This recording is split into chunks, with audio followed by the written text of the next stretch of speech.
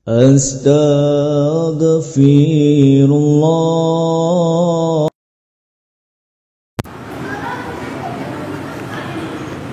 Di sini Allah Subhanahu wa taala mengatakan laqad kana li saba'in fi maskanihim ayah. Sungguh bagi kaum Saba ada tanda-tanda kebesaran Allah di tempat kediaman mereka. Jannatani an yaminin wa shimal,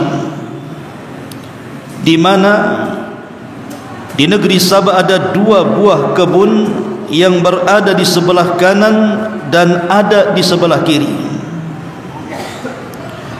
Kulu min rizki rabbikum,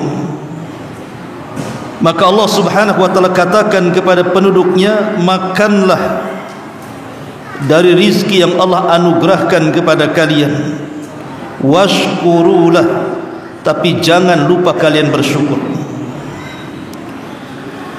Baldatun thayyibatun wa rabbun ghafur, negeri yang sangat nyaman dan memiliki Tuhan yang Maha Pengampun.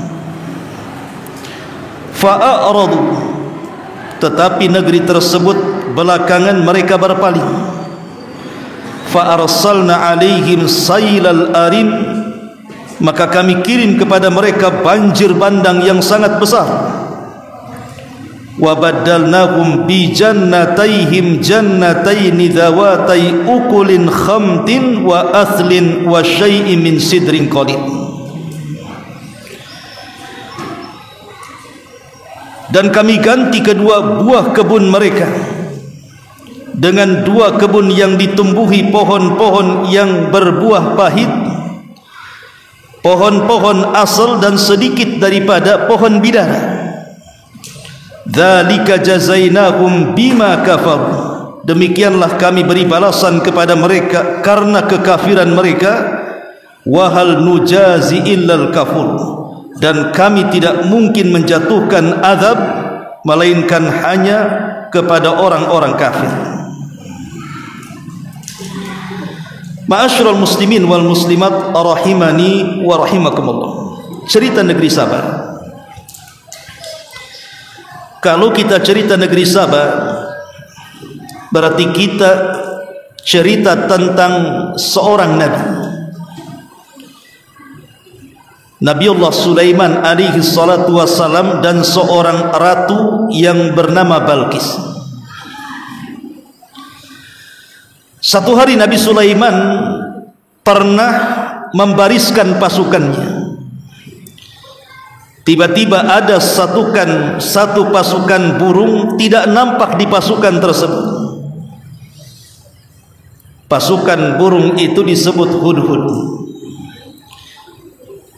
Maka setelah kemudian Nabi Sulaiman marah, kemudian mengancam, lau adzibannahu adzaban syadida aw la adzbahannahu aw la ya'tiyanni bi sultanin mubin. Kalau si hudhud itu tidak nampak di mataku sekarang, kupastikan aku akan hukum dia dengan sangat berat, atau kusembelih dia, kecuali kalau dia mendatangkan kepadaku satu bukti yang bisa menjelaskan alasan ketidakhadirannya.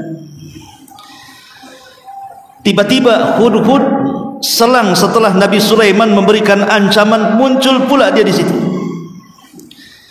Kemudian dia mengatakan, inni wajadtum ra'atan tamlikuhum wa utiyat min kulli syai'in wa laha arsun azim. Kata hudhud, wahai Sulaiman, baru saja aku terbang dan aku melihat ada satu negeri di mana negeri tersebut disebut Saba. Sungguh aku dapati pemimpin di negeri tersebut adalah seorang wanita, dan sungguh negeri tersebut memiliki singgasana yang sangat besar. Tetapi kata hudhud kepada Sulaiman, wajadtuha wa qaumaha yasjuduna lisyamsi min dunillah. Tapi sayang wahai Sulaiman, negeri tersebut penduduknya menyembah matahari. Maka ketika itu Sulaiman pun mengirim surat kepada negeri tersebut, ditujukan kepada Ratu Balqis. agar dia beriman kepada Allah Subhanahu wa taala. Singkat cerita, Ratu Balqis pun beriman kepada Allah, sehingga lambat laun negeri Sabah yang tadinya makmur semakin lebih makmur lagi karena keimanan penduduknya kepada Allah Subhanahu wa taala. Setelah Nabi Sulaiman meninggal dunia, Ratu Balqis juga meninggal dunia. Banyak diutus para nabi ke kerajaan Sabah ini. Menurut ahli tafsir, ada yang mengatakan 12 nabi, ada juga yang mengatakan 17 nabi. Dan ini sebuah nikmat dari Allah Subhanahu wa taala, di mana setiap nabi meninggal maka diutus nabi yang berikutnya, dan begitulah Bani Israel diberikan kenikmatan oleh Allah Subhanahu wa taala sampai pada waktunya. Ketika kemudian sudah tidak ada nabi yang diutus kepada mereka, mulailah penduduknya kufur. Penduduknya kufur mulai kembali menyembah matahari, dan sebagian mereka menyembah berhala-berhala selain daripada Allah Subhanahu wa taala. Dari sinilah maka Allah Subhanahu wa taala kirim azab kepada mereka. Negeri yang tadinya subur luar biasa, akhirnya Allah Subhanahu wa taala azab dengan menghancurkan kebun-kebunnya, dan tidak ada buah-buahan yang hidup kecuali hanya 3 pohon saja. Pertama khamtin, walaupun berbuah tapi pahit rasanya. Kemudian aslin, memang pohonnya besar rindang, tidak ada buah, hanya ada naungannya saja. Kemudian sidr, ma'ruf pohon sidr, pohon bidara, itu buahnya kan kecil-kecil, tidak mungkin mengenyangkan penduduknya. Begitulah Allah Subhanahu wa taala berfirman, la in syakartum la azidannakum wa la in kafartum inna adzabi lasyadid. Kalau kalian syukur, ku tambah nikmatku, tapi kalau kalian kufur, azabku sangat pedih. Surah As-Saba ini sebenarnya ada asbab nuzulnya. Jadi Nabi SAW mengingatkan orang-orang Quraisy, karena Allah telah banyak memberikan nikmat kepada mereka, tapi orang-orang Quraisy malah kufur. Pertama, Allah letakkan Baitullah Al-Haram di tengah-tengah orang Quraisy, dan itu sebuah nikmat yang Allah anugerahkan, di mana Baitullah tidak diletakkan di negeri-negeri manapun selain negeri Arab. Yang kedua, setelah peristiwa Abrahatul Asram, penyerangan Ka'bah oleh Abraha dengan pasukan gajahnya, kemudian Allah Subhanahu wa taala azab mereka dengan burung ababil, sehingga tidak ada yang tersisa dari pasukan Abraha kecuali lenyap dan dilulantakkan Allah. Maka berita ini menyebar.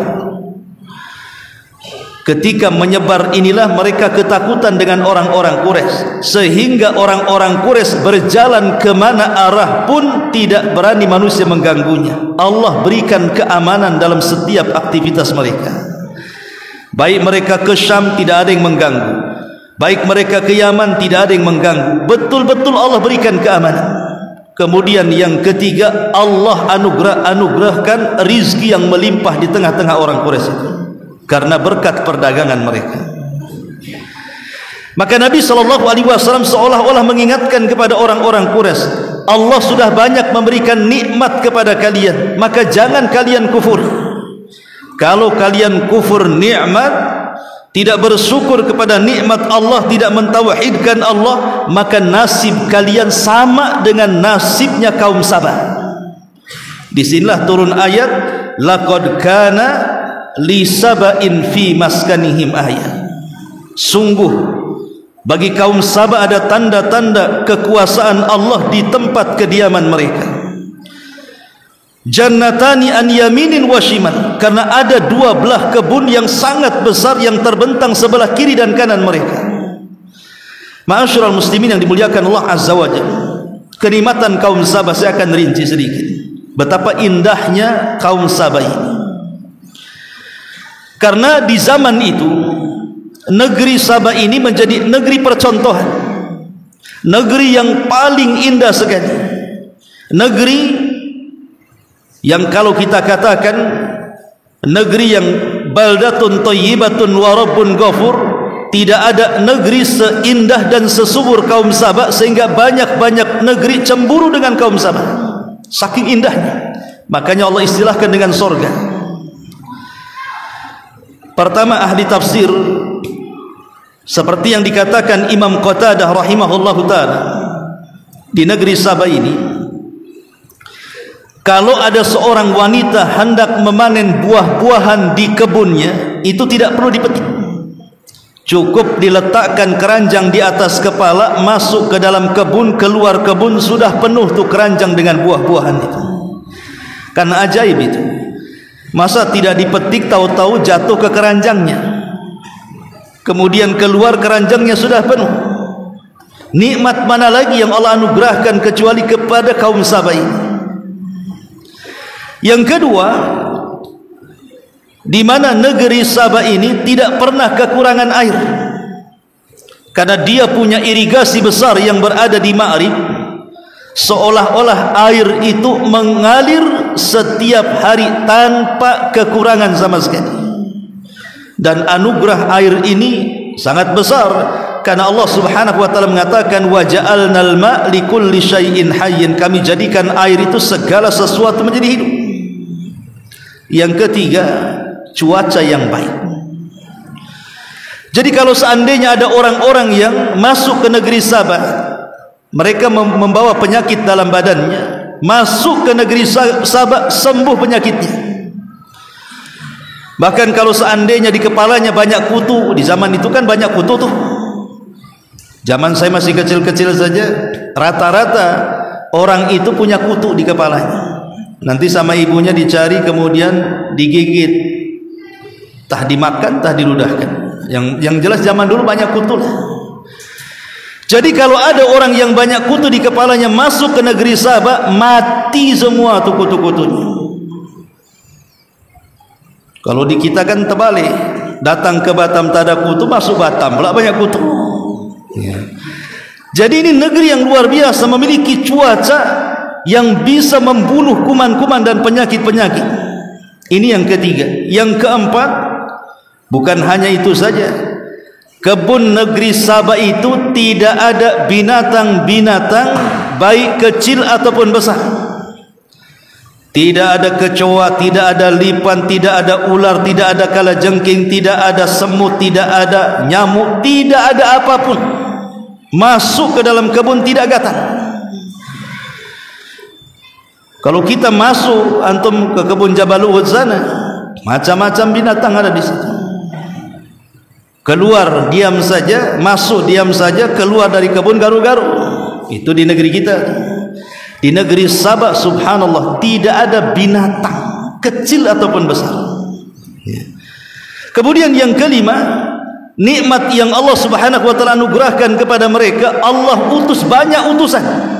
Banyak sekali utusan. Tadi saya katakan ada 12, ada sampai 17. Begitulah Bani Israel, Allah Subhanahu wa taala berikan utusan.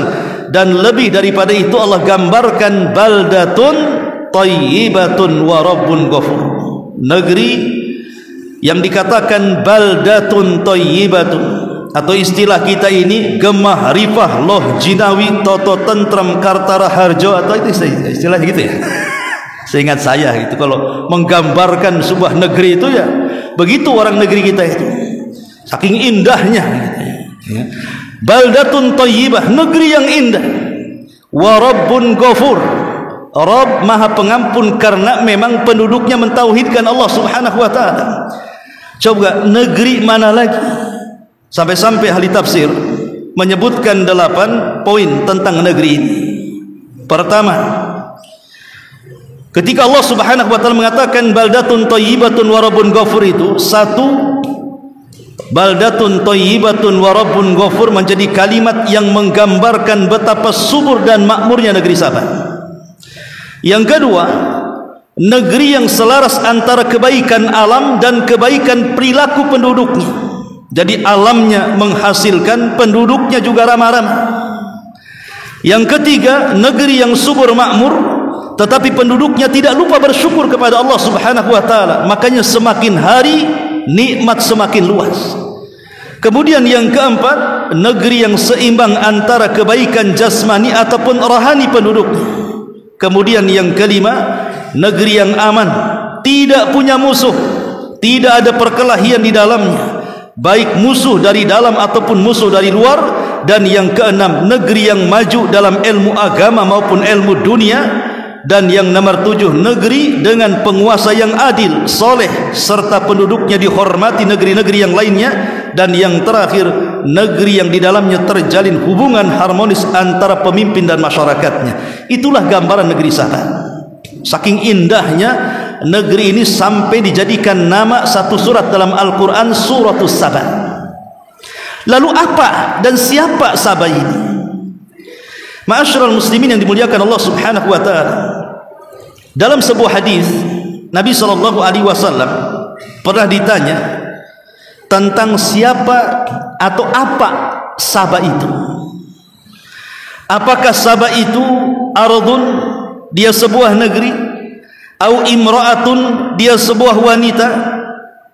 Maka Rasul mengatakan Saba itu laisa bi ardin wala imra'atin, dia bukan negeri, bukan juga nama wanita. Walakinnahu rajulun, tapi Saba itu nama seorang raja. Wulida asyratun minal arabi, di mana dia memiliki 10 anak keturunan Arab. Kemudian dari anaknya ini yang 6 tinggal di Yaman, yang kemudian akan menjadi kabilah-kabilah negeri Yaman, dan yang 4 tinggal di Syam.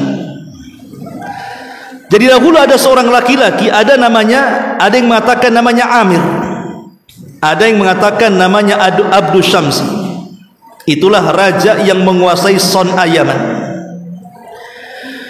Satu hari raja ini melihat ada air yang melimpah di daerah Ma'rib. Kebetulan saya pernah belajar di Ma'rib.